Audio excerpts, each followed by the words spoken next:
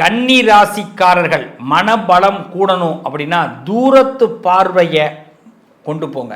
ஒரு விஷயத்தை முன்னாடியே பார்க்க ஆரம்பிங்க, தூரத்தில் பார்க்க ஆரம்பிங்க.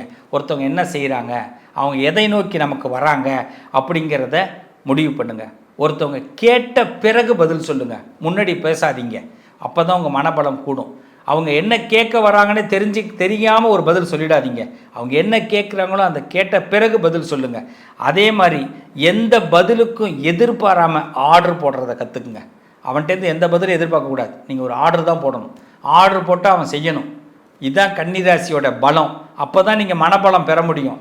அவங்கள்ட்ட எதிர்பார்த்துக்கிட்டு இவர் நமக்கு செய்வாரா செய்ய மாட்டாரா, நீங்கள் ஒரு விஷயத்த சொன்னோன்னே அவன் நோ மேடம், நோ சார், முடியாது சார்னு சொல்லிவிடுவான்.